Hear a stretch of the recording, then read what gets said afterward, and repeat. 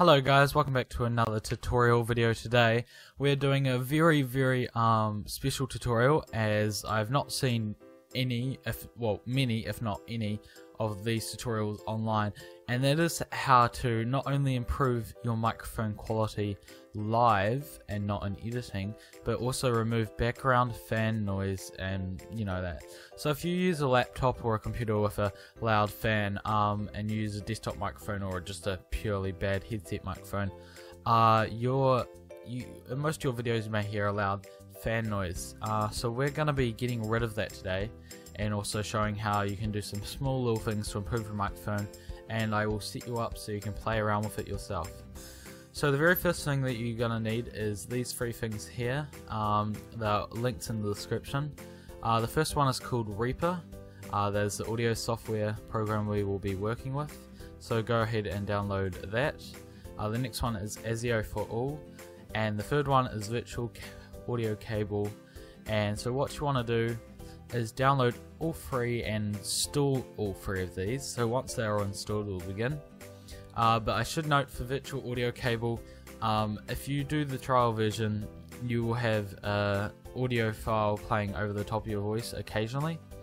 To get rid of this, you can buy the full version, but I have seen many tutorials online on how to get the full version for free, but I do not want to say that on this video, as that is illegal, and I don't want to play around with that stuff.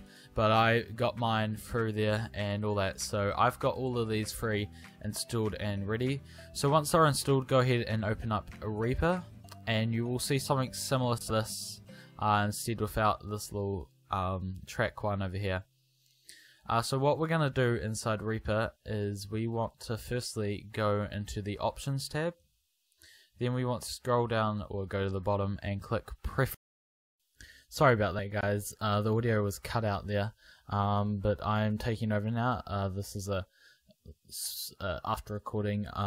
While I was recording this, this little settings here cut out my microphone temporarily as I set it up. So what you want to do here is go under Audio System, select ASIO. And yeah, you do that by clicking the drop down. Then make sure your driver is ASIO for all. Don't worry about everything else right now. As you can see, mine are already set up. But the next thing you want to do is go ahead and click ASIO configuration. You want to go ahead and click that wrench button, as you see me here, and we'll make sure that red cross is there.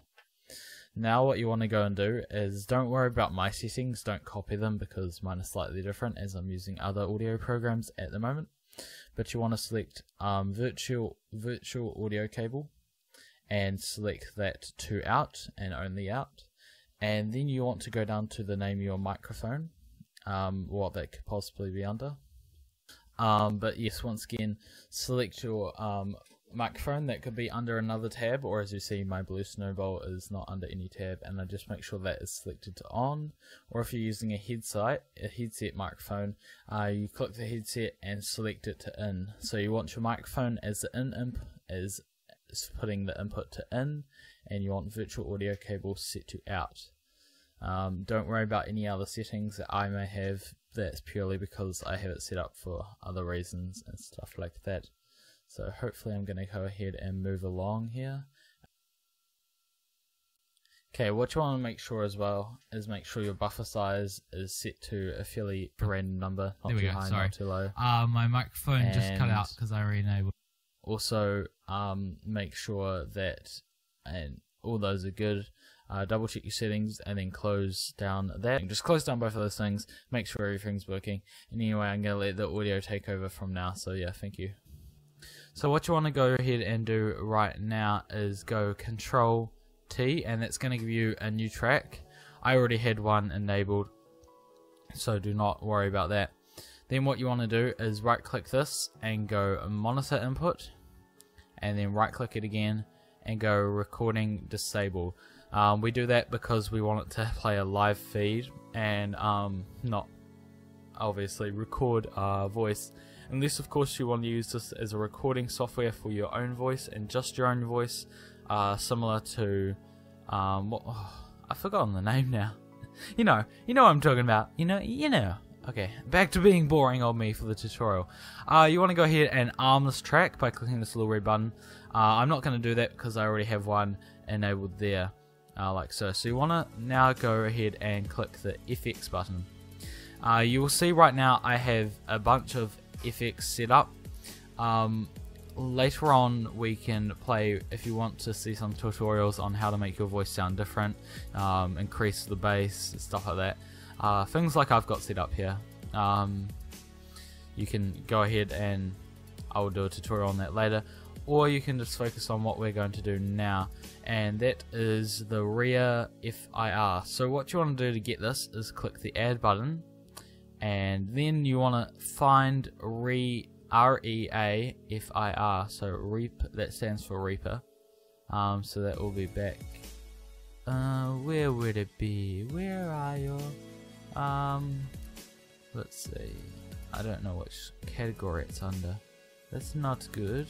Not good. I'm not sure if it's an alphabetical either. Oh, look at how professional. Oh, there it is. There, I saw it. So it's under VST, at least for me. FIR, there we go. So we want to go click and go OK. I already have it here. So what we're doing right now, just in case you don't know, is getting rid of that fan noise. So the way we're going to do that is by going mode and selecting subtract. Then what we want to do is we want to record the fan noise for a very short time, and then what it's gonna do is map that noise on this little map and get rid of it. So you can see right now my red thing is my fan noise that I recorded, and I just click that, and yeah. So what you want to do is make sure you can get your fan as loud as it is usually when you're recording. You can do this by running a high demanding program. Increase your fan, move your microphone towards the fan or keep it in the location where it will normally be, and then what you want to do is be perfectly quiet and click this to sample the fan noise for a few seconds. Then you want to untick it and it will map it out. So I'm going to go ahead and, well, I don't need to do that. So once you've ticked this and you're completely quiet and said nothing, very important that you make no noise at all, it's going to listen to the fan noise, then untick it again, and there'll be a little red line. It may not look like this. It could be up very high depending on how loud it is, could be very low down here depending on how deep it is, or stuff like that. And as long as you've got your subtract mode selected, that means it would have subtracted that noise to your live microphone. Okay, so the final step is I'm going to show you what you need to... Oh, sorry. The final step is just making sure everything is working fine. When you talk, you should see these bars moving and stuff like that. That's basically showing when you've got the arm track that it's working. I'm going ahead and delete this track because I don't need it. So this is what you should look like right now. So when you go ahead and want to go talk in Skype, and you want to go talk in your recording software, make sure you don't select your microphone as, like, say if you're using the Blue Snowball, don't select the Blue Snowball as the microphone, but instead select the one we alternatively used. So I'm just going to quickly go check that everything else is good and then finish off. Make sure that virtual audio cable is selected. Even makes your latency just a little bit better.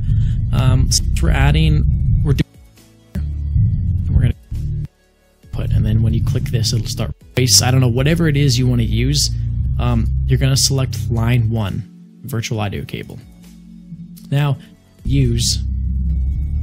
there will be a new recording device basically in your program. If you're using TeamSpeak. Okay guys, I'm back. So I forgot to remind you, and the reason why I'm forgetting to do things like this is because it's sort of my first time having to explain this to someone. I found them, figured out these things by watching a bunch of tutorials, individual things, learning how to basically use this program and applied those skills and figured out. And just checking on the software website, what you want to do now is I'm basically going to show you. So if you go into the sound, oh no, so not sounds. Which one is it? Oh no. No, it's not volume mixer, it's that one. Recording devices. You want to scroll down, and basically line 1 will be your new thing. I'm using the hi-fi cable output. That's my own thing for playing through headset. Like I said, slightly different layout, but this line 1 will be a new setup, and that is what you want to select when recording. Okay, so guys, thank you so much for watching this tutorial. Just a reminder to make sure you set your microphone to a line 1 virtual audio cable and stuff like that. If you enjoyed this video, go ahead and leave a like and subscribe, and comment down below for any other tutorials you want. I can do After Effects, Photoshop, these programs, anything like that. Easy. I love to make these sort of things to help you guys out, and I hope this really helps you guys in making your microphone sounding much more professional and getting rid of any unwanted background noise. Just as a little heads up, if your microphone is too loud, too quiet, you can adjust the volume here. And if you have any other questions, or if something didn't work for you guys, anything at all, I would be perfectly happy to either help you out in the comment section, or go ahead and even add me on Skype and I'll help you directly, because I find it's very important that I help you guys with this, just purely because I felt it's my responsibility. I gotta take responsibility for this, so yeah. Thank you for watching, guys, and have a good day.